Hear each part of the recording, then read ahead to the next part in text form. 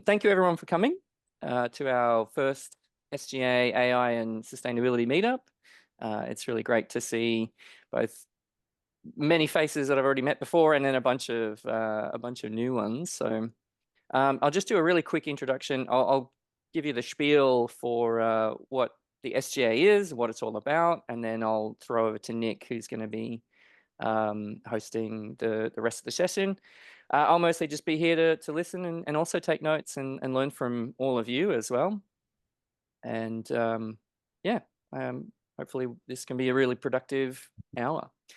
So for those of you who have maybe not heard of us before, the Sustainable Games Alliance is a non-profit member-owned cooperative run by and for the games industry. We produce and maintain an open source methodological standard for games businesses to measure and reduce their greenhouse gas emissions. And that is informed both by game developer experience and applying it to the actual situation of making games and the scientific best practices as they are kind of emerging. We're also building a network of sustainability professionals like yourselves and people who are interested in sustainability and disseminating sustainability best practices. And we're trying to simplify reporting and compliance, particularly in Europe as we get this sort of green transition underway. SGA is backed by some pretty big names like David Helgeson from Unity and Petri Javaletto, co-founder of Remedy. And we also have a scientific advisory board to make sure that we are not greenwashing and keep us honest. And it's all made possible by SGA member companies and by the participation of the games industry itself, right? This can only happen because we have supporting members, SGA members. So with that, I'll hand over to Nic Walker and let you take over. Thanks so much. Yeah, I'm just going to share a desktop straight in here. So hopefully you can all see. Please stand by. Holler if you can't. So yeah, AI sustainability in games. So I'm just going to do like a quick 10 minutes. I am Nic. A few of you know me. I consult at the junction of games and sustainability and tech. And it makes it an absolute pleasure to host a session on the nexus of all three of those things in the form of like AI sustainability and how that impacts us in the games industry. Let me make this work. There we go. Just a couple of things before I start. Feel free to use the Zoom chat as much as you like. I quite like the back channel and the discussion, and people are like, "Oh, I heard this thing," and paste it in. Also, feel free to like say hi to each other in chat, introduce yourselves, share links, do whatever you like. We're here to learn, so feel free to sort of use that to the best of your desires and your abilities. And just to prep you, so I'm going to talk for like 10 minutes, 12 minutes or so, and then we're going to dive into some questions just to kind of seed really a discussion around this space. And these are quite basic early days questions because this is our first real conversation getting folk together around the SGA and talking about AI in games. So it'll be good to take the temperature of what everyone thinks. So we've got a question around like where do we see AI being used at the moment? Like what's in the pipeline, what's out there already? What's our sort of sense on where the biggest impact might come from, leading from that? And then the third one really to help, I suppose, the SGA kind of get a handle on what will be useful, like what kind of practices and guidelines do you think could help move us in the right direction for climate conscious use of AI? So for the purposes of today, and I saw you holding up a big book about AI in games. And AI has got this like kind of long storied history in games. We talk about AI with pathfinding of enemies and the behavior of enemies in games and things like that.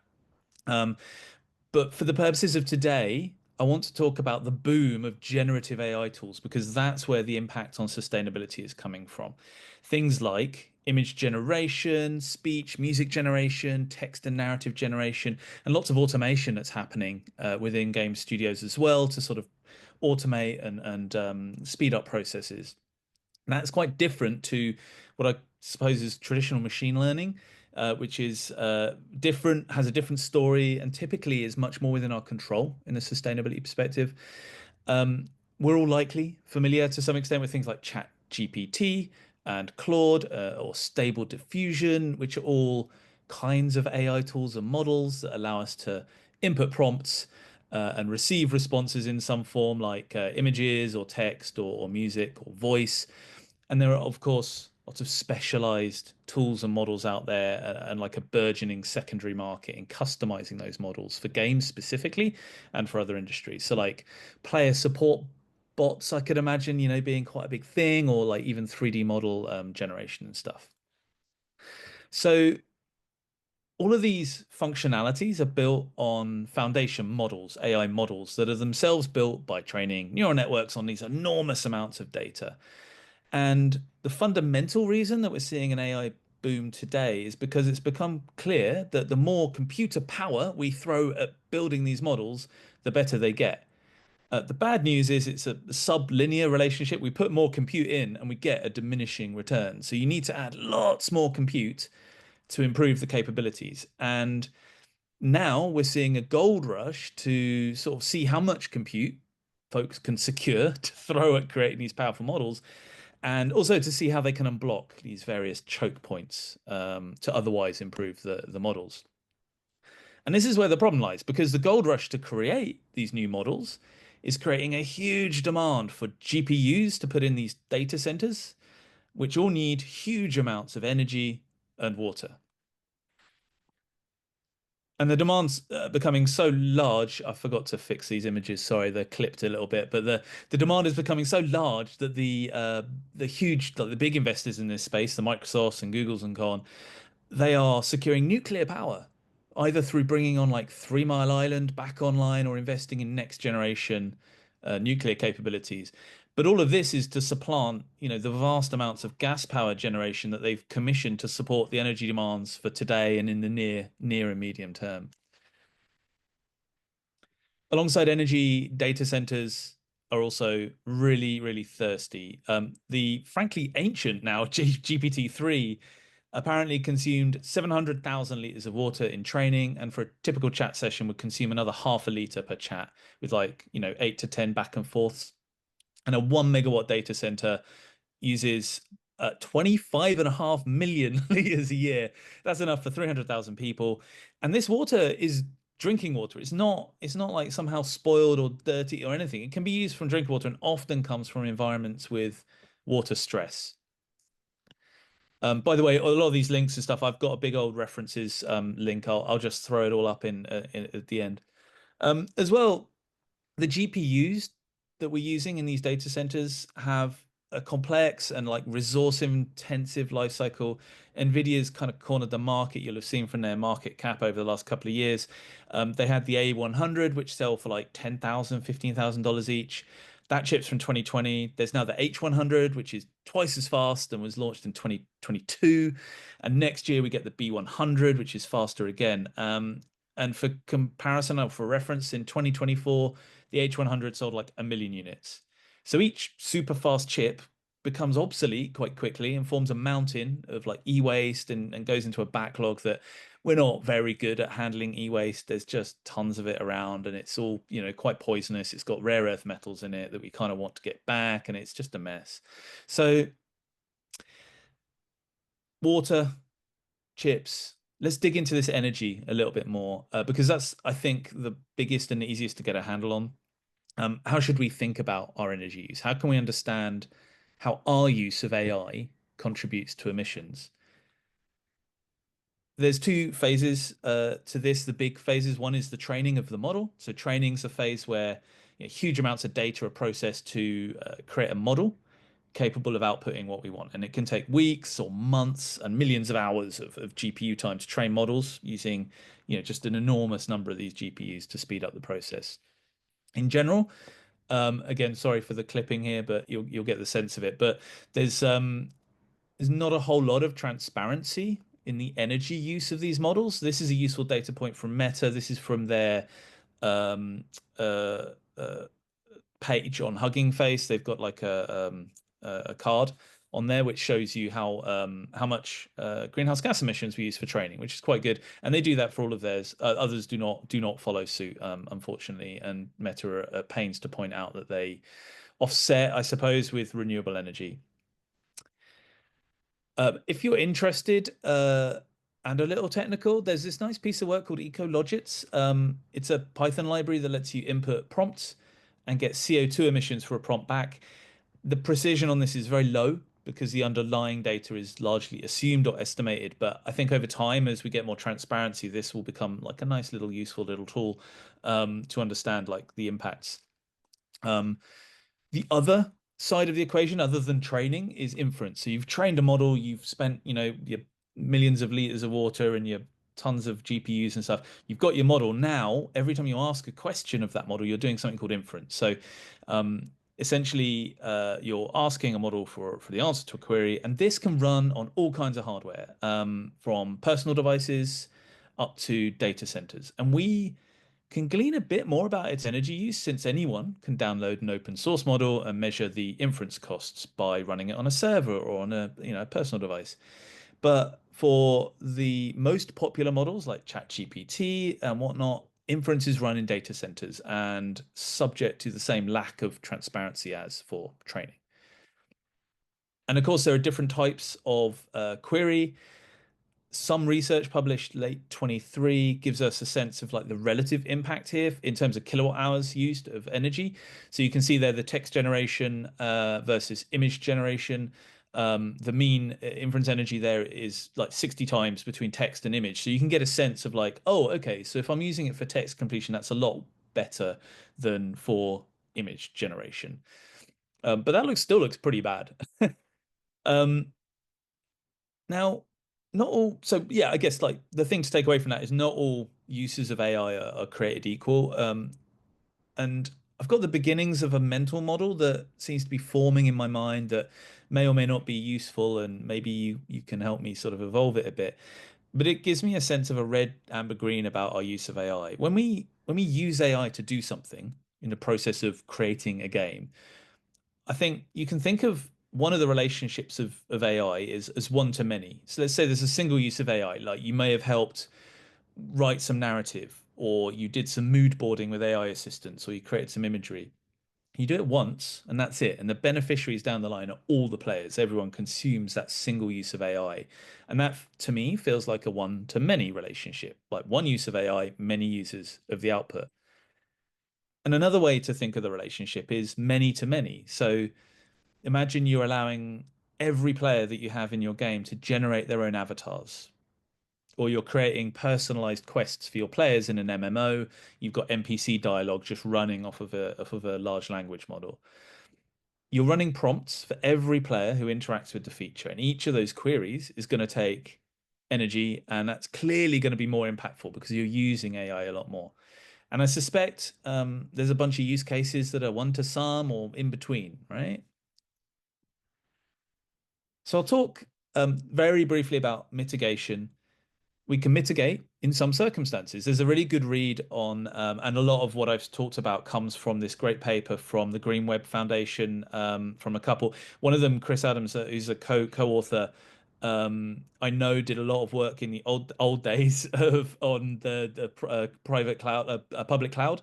So he did a load of work on that and has been quite active in this space, particularly before there's transparency. So he's quite a good read, and I'll include the link in a second. Um, what he has to say, and you may or may not want to hear this, is the best way to avoid emissions from AI is to avoid using it. I would say the take here is there is a lot of hype around AI and its benefits, and it's often that hype is generated from people with vested interests. They're either doing business in that area or whatever. We're at the absolute peak of the hype cycle right now. In fact, we're just after the peak if you read the latest Gartner hype cycle report for 2024. So keep a close eye on where productivity and creativity benefits are actually yielding results, and make sure you don't use AI for the sake of using AI to slap the badge on. But let's assume you found some solid reasons to use AI, and I think there are lots. How can you mitigate emissions? Well, if you're using a fully hosted setup, let's say you're using Stable Diffusion to create imagery, that's open source. You have choices about how and where you host this. Your options here include, and I would recommend, using data centers run transparently, sustainably. You also have choices on the models you use. Are you using, the latest cutting edge model, gigantic thing with like 8 billion parameters? Or would a smaller, more efficient model do for your use? And finally, I think this is less a mitigation and more an open question. Both models and personal devices are getting better at running models. So that the models are getting more efficient and personal devices are getting better at running them. There are models now created and tuned for inference on phones and computers, and this will lead to like generally like more efficient models. So I can see an emerging architecture, and I don't know yet, there's no data on this, but I could see a model where we have these local super efficient models to handle simple tasks, and harder tasks are farmed off to heavy duty models hosted in data centers. And that could be tuned theoretically to be optimal for sustainable purposes, I think, anyway. So, in summary, and this is a whirlwind tour, there's so much depth and so many papers to read. AI has lots of demands. There's huge investment and huge growth in data centers. They all need lots of energy, water, and chips to fill them. There's little transparency, and lots of research and data needed to complete the picture, as well as like, pushing from our side of things. We should be asking for that data from our suppliers. There is room to think about how we use AI and make sure that it has the right cost benefit for players and the planet. Mitigations are sparse, but if we have control of where and how we're training and using models, we can select greener data center options for those processes. So that's all I've got by way of kind of framing, I suppose, a conversation on this. I'd love to hear what you're all thinking. Because we've got a bunch of folk, feel free to use the raise hand feature if you don't want to just sort of speak out and interrupt. These are the questions we'll go for discussion, and I will paste these in a second into the chats because I'll stop sharing and we'll just have faces and stuff. So what I think we'll talk about first is like, where do folks see AI being used in our studios? Then we'll maybe, if we have time, we'll talk about where the biggest impact might come from in games as we move forward, as we see these things come out, and what sort of practices and guidelines would be helpful. What could we do? What could the SGA do to help you drive, something internally, or give you the data to kind of make good decisions? I have a big references page here that I'm gonna just paste this in to the chat, and I will also share this deck afterwards. Let me stop sharing. Bring your faces all back to front and center. Awesome, wonderful. That was great, Nic. Thank you. Hey, nice. References. Oh dear. Feel free to jump in with comments, anyone at any point. I guess maybe a comment that I'd like to make just to begin with is that I think your mental model of the one-to-many versus the many-to-many, I think that's really, really useful. That's already kind of given me some new ways to think about it. Yeah, I like it as an idea because I think ultimately it's like a rule of thumb, or just like a sort of sense check for volume. Often what I've done in the past is you can use money as pretty good as a pretty good bellwether for how much emissions, there's generally some kind of relationship with the amount you spend and the amount of emissions when you're buying things. And so if you're finding that your game is, using a lot of AI, it'll also cost you a lot. So there's these kind of things that are broadly, I mean, there's a lot of difference to the angle of that line, but there's a lot of relationship there. I'd love to hear from anyone working in studios or people who've just read around the area. I'd love to hear from anyone who's got sort of stories about where AI is being used at the moment in games and studios.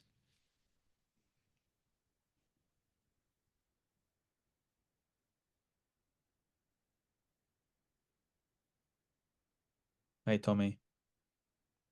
Maybe I comment on the first.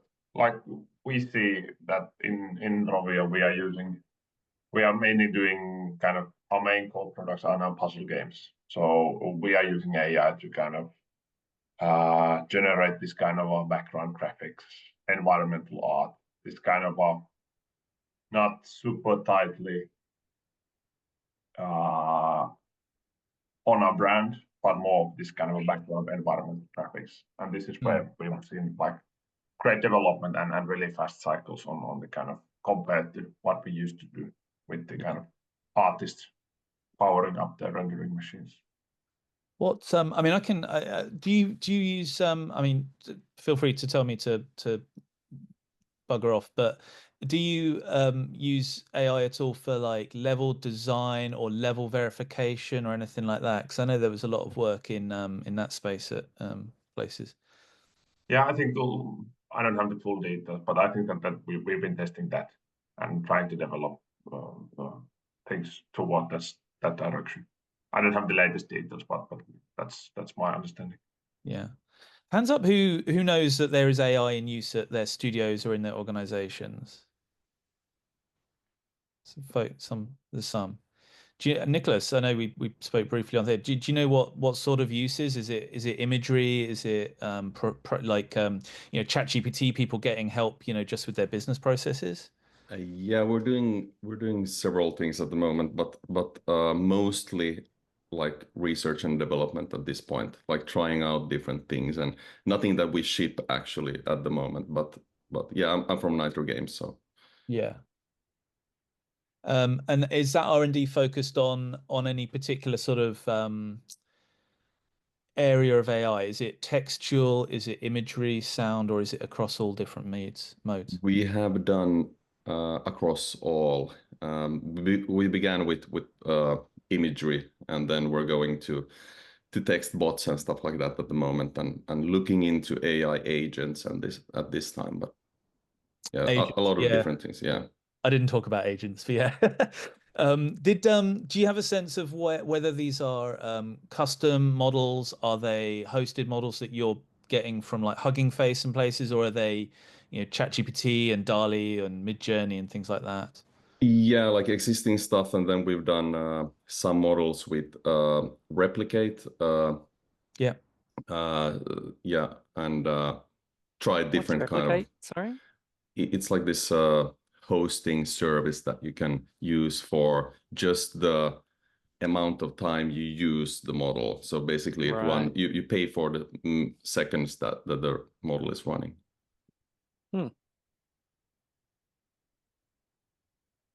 Lucas, you sort of popped your hand up there as well. What's the play there? Yeah, I wanted to let the guys from the studios go first because we at Instinct 3, we're an influencer creative marketing agency which also turned to become a publisher recently.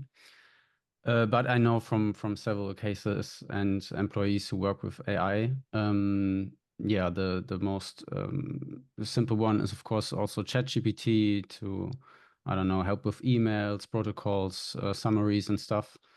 Then we have video editors who certainly use AI for subtitles and also translations. Also imagery when it comes to especially YouTube thumbnails. So this, yeah, AI tools really help speed up making those. And quite sophisticated. And I'm also do not have the recent updates how far the progress is here is especially one colleague who's working on an AI influencer model. So yeah, he's yeah, I think he's in this project for several weeks to months now. And I'm not sure what are all the tools he's using right now. It's also a combination with Unreal Engine as well. So I have to get some updates on that. But this is the most sophisticated AI usage right now. Yeah. I think there is definitely a diffusion of what would you say, adoption, I suppose. I was talking last week to a game studios, like a non-game focused team, like they're like a back office team, but there is definitely like a diffusion. There are folk there who are clearly like just going very hard, Unreal and like video generation and audio and like creating whole influences. And then there's people that have heard about ChatGPT and maybe have used it once or twice. So there is this huge diffusion. It'll be interesting to see because I think that will change over the next couple of years. I think we're probably ahead of the game from my sense of things. I think there's a bunch of skunks works. I don't know that there's too much out there. Has anyone seen, just I much use of AI out in the world? I remember what year was it? I don't think I went to GDC this year, but I went last year. And the number of I remember being on like the show floor the year before. So I went in 2022 and 2023. 2022, the expo show floor was all crypto, blockchain, all these like little companies with their banners up, like, oh, we're the biggest blockchain company in the world. No, we're the biggest blockchain company in the world. And then that sort of shifted from 2022 to 23 to being all these like, AI middleware, software, plug-in things. Like I remember one booth had it was like a video of like a 3D model, like an RPG style game, and it was like it was like generating the chat, like the spoken word dialogue, like kind of, I guess, on the fly. A lot of people seem to be interested in that. It seemed fairly robotic and not particularly more advanced than, say, the Microsoft voice synthesizer type thing or the TikTok voice, but I did wonder about that and whether that actually got any kind of uptake in the last year or so. Yeah, you see bits and bobs, but I think it's a lot of people playing at the sort of experimenting, I suppose. Like, yeah, it feels like, people are taking easy. Plus, I think this is getting off of sustainability, but there is a bit of, you see pushback from players as well, right?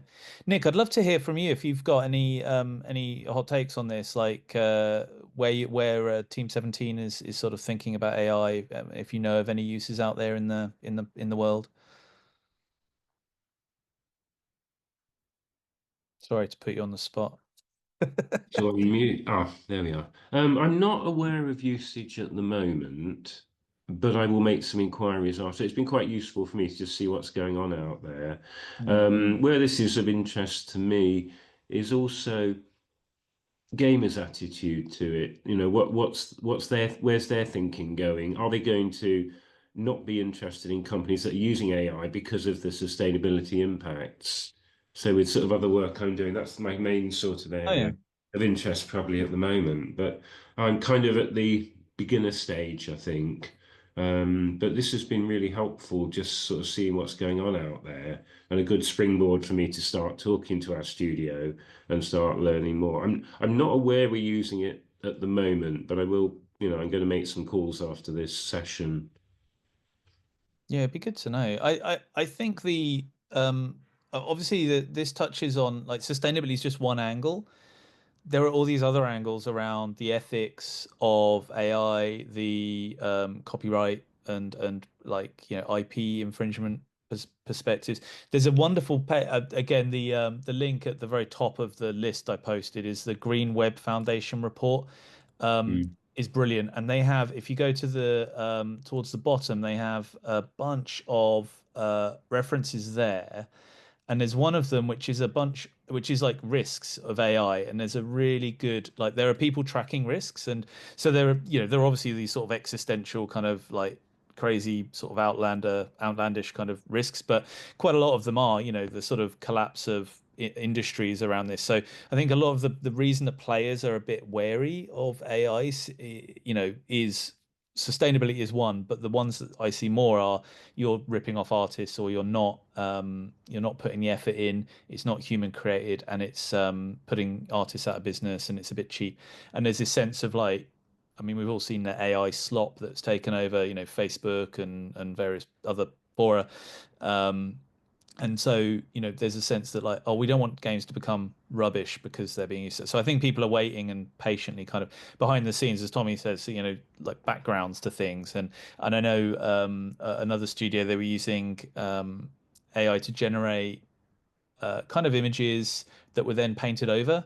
So it's just like a shortcut. It's like a process efficiency thing. And then behind the scenes, I know, loads and loads of places are and will be using ChatGPT and its ilk to help with process efficiencies. And and in things like customer support tooling, as AI kind of filters down from the raw coalface into apps and products, you know, they are starting to put in place, you know, so players will be able to talk to bots.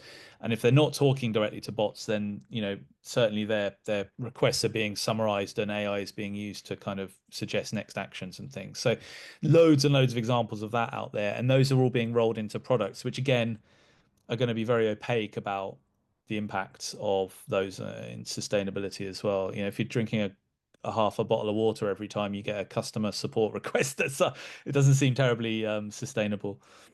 Yeah, I think where it's quite interesting is the CSRD legislation coming in.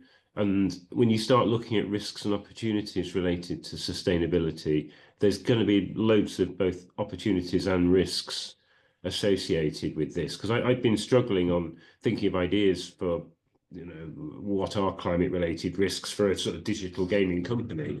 But suddenly you start looking at AI and there's risks and there's opportunities all over the shop. You know, it really is quite transformational. So in that sense, it does give us the opportunity to answer some questions on that area.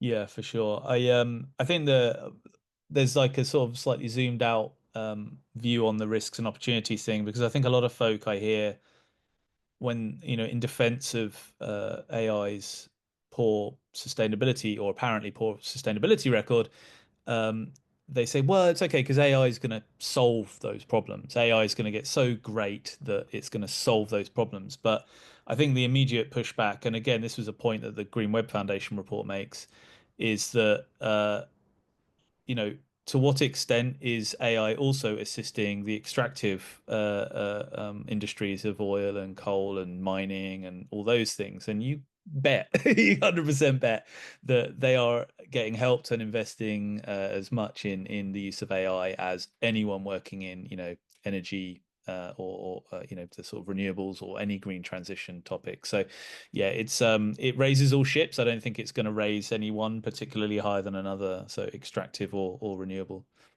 Yeah, it's the Pandora's box. We've opened it, but we can't close the lid now. But it's going to be very, very difficult to control as we go ahead to the future. That's what I think scares me.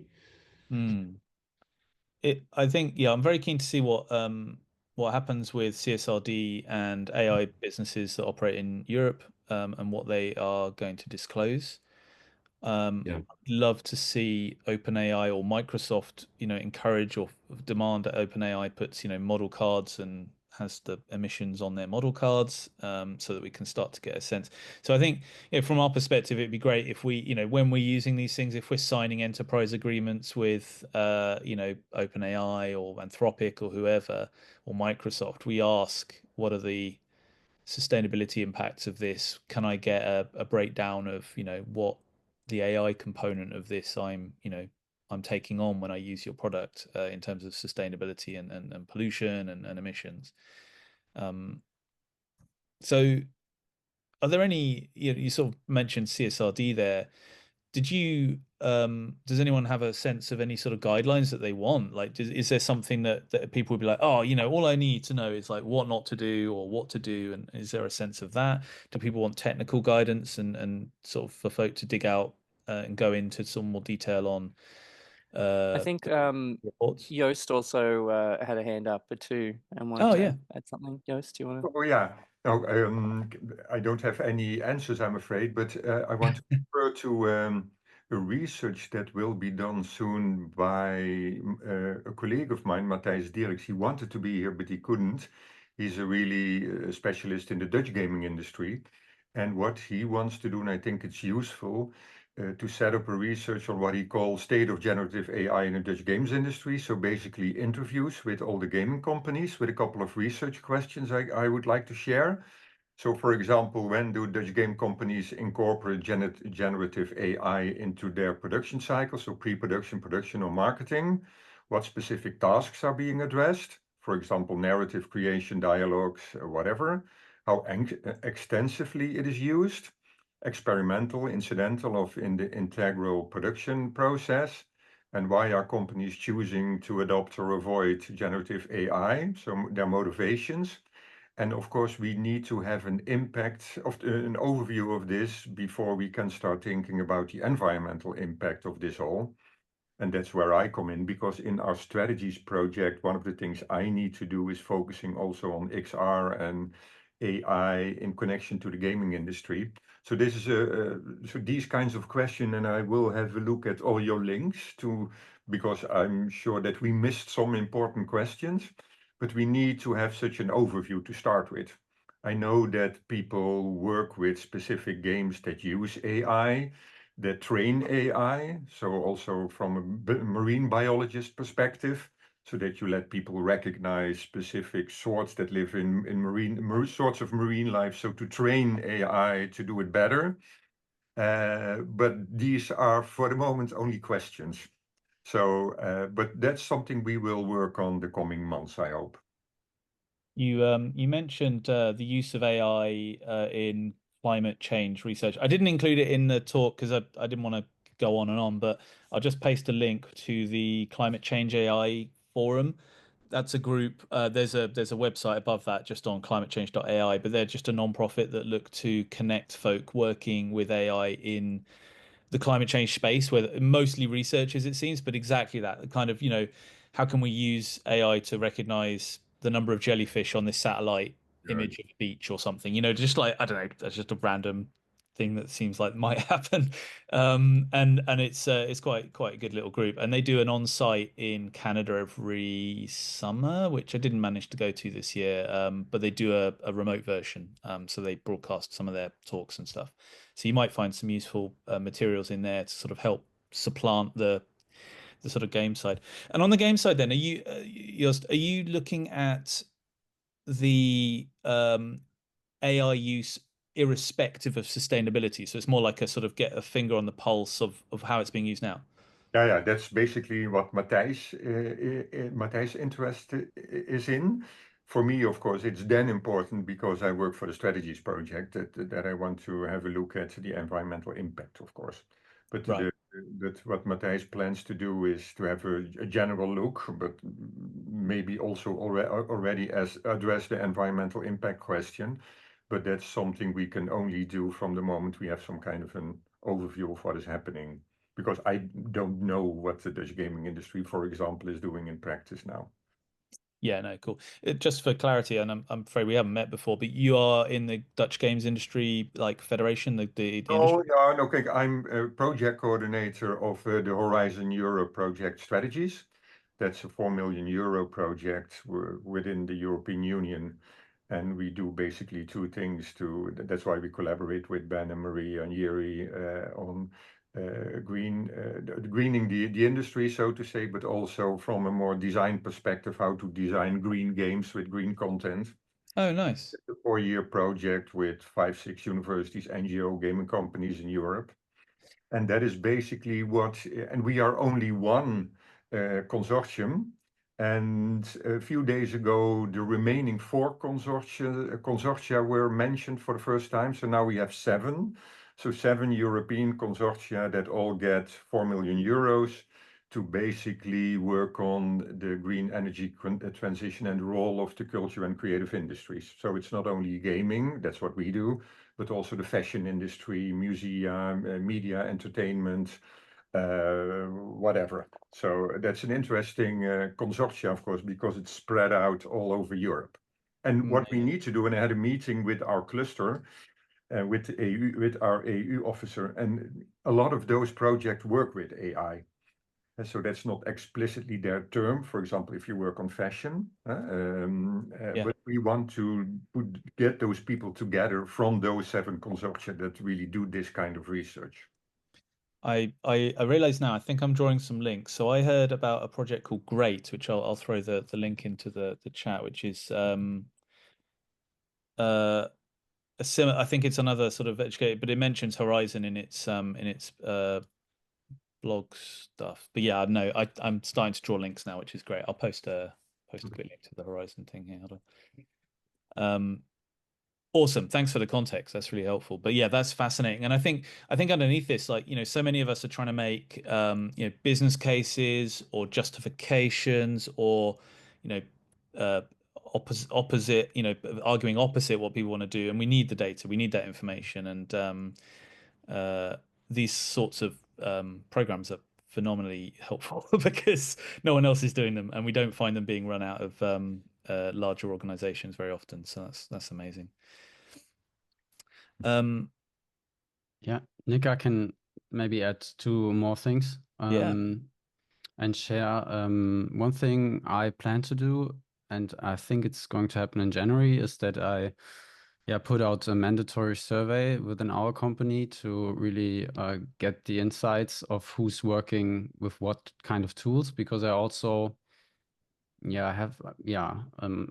expect that already some are using also some paid subscription or subscriptions already for some tools. So this is some data I plan to gather within our company, and also ideally set up a kind of or set me up basically for the company that in the upcoming month they have to talk to me when they plan to do new subscriptions. And this brings me to the next point. What I want to figure out in 2025 and kind of get an idea of is the question, who are good and kind of bad actors in the space of AI when it comes to recognizing and the sustainable impact, and who work on their AI tools with respect to their environmental impact, because this is something I, to be honest, have no idea about, more or less, because as already said, the box of Pandora is open, so we're all gonna have to deal with the AI tools anyway. But I think for small to medium companies such as ours, it can make a difference if we pick the AI suppliers in that sense kind of responsible. So this is kind of the way I want to approach this topic in 2025. I like that. I think trying to identify who is doing the best. I think the two things I had on that, one is obviously Meta publish the emissions in their model cards on Hugging Face for the models that they've trained. So all the stuff that they open source is got a carbon footprint associated with the training, and then because you're running it yourself, you can measure I think that's pretty good actually for them. But if you don't want to, if it's hosted and it's like a Anthropic or Microsoft stuff, OpenAI and stuff, you don't get that. I'm a little surprised, and Ben posted a podcast about something similar here. So Microsoft are, heavily invested into OpenAI, and on the other hand, which seems like a tough ask from a sustainability perspective, but then they're also leaders in sustainability. So there's something there that's going to have to resolve at some point, and I'm not sure how, but one would hope that these things tend to resolve from the bottom up with transparency first, rather than doing anything about it. It'll start with the transparency. So one hopes that maybe they can get somewhere on sharing the impact of their offerings for customers' carbon footprints. We'll see, I suppose, and I heartily look forward to 2025 being the year where they start to do this. But the model that the public cloud people used was, it took a while, and then one snapped, and then the others followed suit. So we'll see how quickly that can happen. Could I add on that maybe? It would be interesting for me to know if this is something which would be beneficial basically to all the studios who participate the meeting, because like this is data which we might request if we basically gather together. If we have like 50 studios or so, and they say, hey, this is the data we would need to be able to make a better decision. So yeah, just like as a question, maybe also like Nick, is this something which would help also you to have a conversation with the management team? Yeah, it's interesting, isn't it? I think having weight helps. Like, I mean, they are very keen to make sure that their customers have what they want. They're all customer driven. And the argument I saw during the public cloud conversations in the old days was, oh, well, customers don't really want it. They don't really care. And it's like, well, they do. I just don't think you've got the mechanism to know that. Like, you're not asking us. You know, people are just assuming that you're terrible and like there's nothing we can do about it. So I would have all sorts of arguments and you know, you'd have people, very senior people in Amazon, Amazon Web Services stand up on stage and say, well, you know, customers don't want it. They're not asking for it. That's why you don't have it. And it's not true. You know, people do want it, and they need it because they're required by law to report on this stuff, and they don't like guessing. And so I think the same will come true. But we all need to make it clear, and we need to lobby, and we need to say, hey, look, we're making decisions on what we do here. We would want to make the right decision. You need to give us the data to make that decision. And I think, you know, adding data to model cards on training or inference costs is a good start. Or even better, you know, the you know, enterprise accounts get a model card, you know, a transparency, you know, carbon transparency portal, you know, like Amazon and Azure and Google all do for their customers already. For anything that's not AI, I guess. Yes, it would be good to know. So yeah, I don't know how they do it. I haven't thought too much about how you, because the model is trained once for everybody. Yeah, how do you apportion that when you don't know how many times it's going to be used? How do you apportion that data with like in a fair way? That's an interesting question. But the inference side of things should be a no-brainer because it's just what they do already. It's just OpenAI haven't done it before, and nor have Anthropic. So yeah, we'll get there. Can I throw out a quick question just to anyone to answer? It's your question, Nic, but I think we kind of skirted around it, but haven't really like directly hit on it. But like, what do we think the biggest sustainability impact from AI in games is going to be, or is already?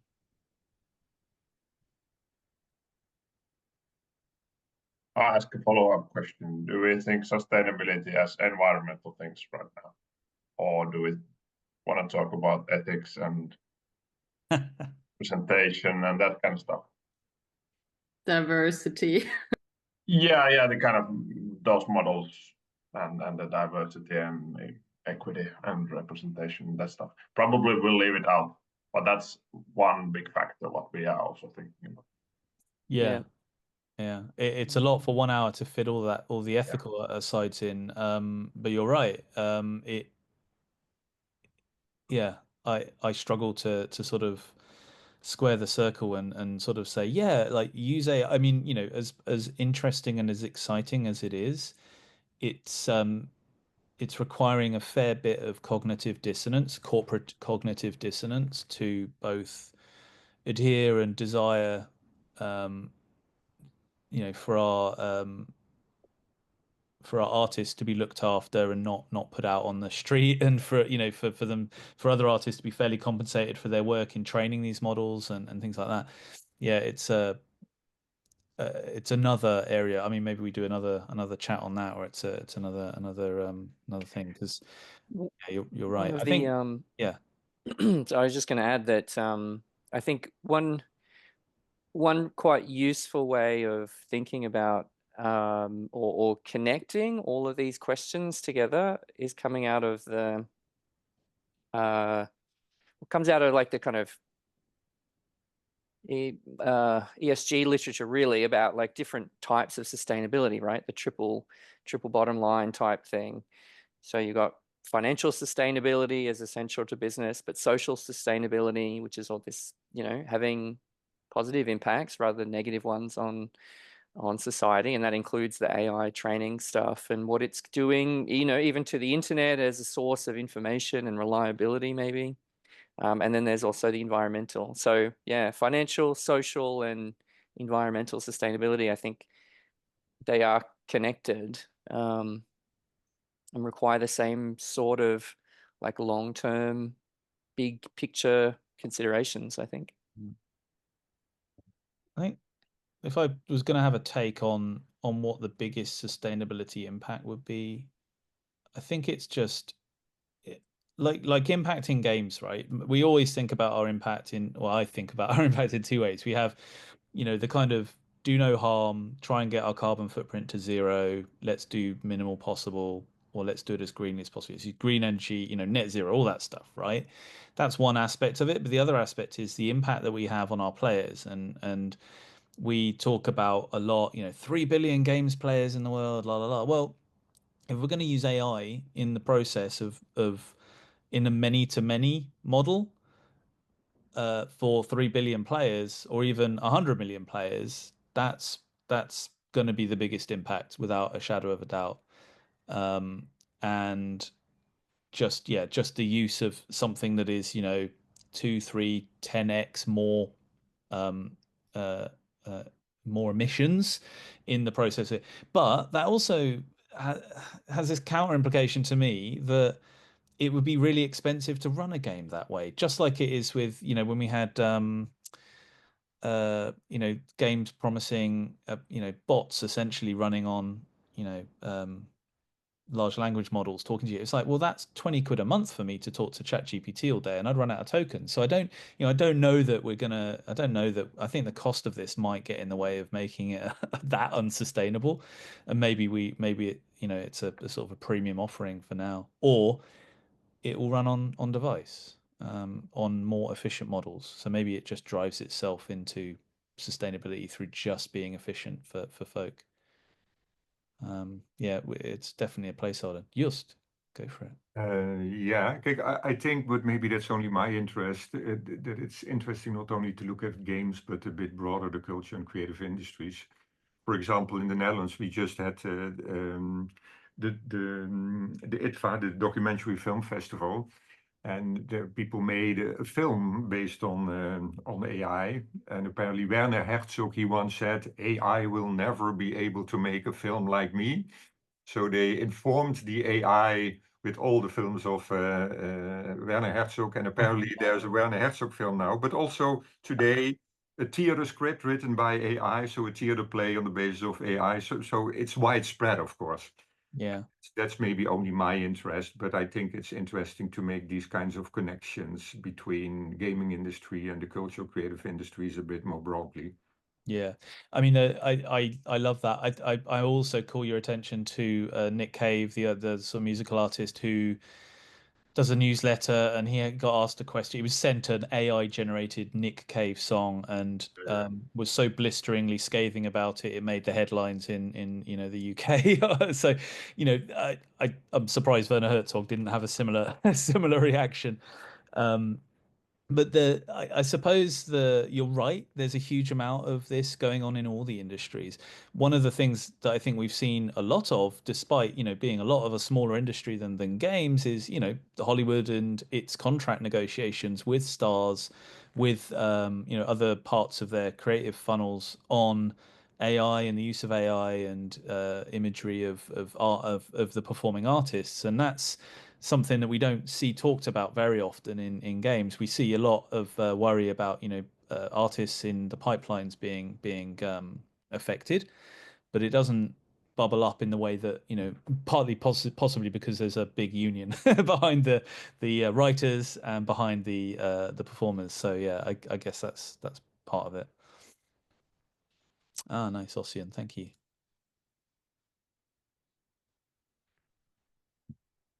I like it. Cool. Well, we're running out of time. Does anyone else want to sort of say anything, contribute, or otherwise kind of make a point before we wrap? Maybe I briefly just comment like how I've been approaching this, and kind of many things when it comes to kind of computing and using those kind of tools is that I'll be always talking about, like, we need to realize that digital waste is waste as well. So in that sense, like it's rather easy to use AI tools in a way that I just throw in some kind of really lazy prompt and then iterate and do it like 50 to 100 rounds of getting the kind of actual image that I might not even use.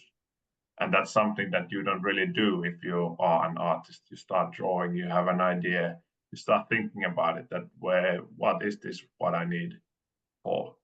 And so therefore, getting the kind of pricing right for throwing in lazy prompts should be kind of developed. And also, I like your example of like how to use proposized models and right fit for your kind of need. So basically, like I've been always thinking that if you need to plant a sunflower seedling next to your house, you don't buy a heavy duty excavator to do that. You just need a shovel. Yeah. So that's something I always think about. I like that. I like that approach. The one my mind went to immediately was like, you don't, if you just need to pop to the shops, you don't take your gigantic SUV. But I don't think that's I don't think that's a very relatable, very relatable Some example. people do. No, I like that actually. Yeah. Digital waste is waste. Maybe the cost of this makes it, unsustainable from an economic perspective in some ways. And that will keep the lid on digital waste to some extent. But I think, yeah, it's very easy for us to just throw money at iterating on what are actually behind the scenes quite polluting and high cost things. And yeah, until we have, I suppose, a way of accounting for the impact on the environment of these things, is going to be up to us to have guidelines. So I suppose out the back of this, we gather together these different ideas, these different mental models, start to feed as we get data from your friends, colleagues, sort of efforts and the other projects out there. We can start to sort of build a richer pattern, I hope, that lets us take like action in the right way, that isn't wasteful, and that's responsible use. At least on the sustainability side, 'cause we didn't touch really on the ethics. So Next time. next I time. think we might already have our next meetups topic set for us.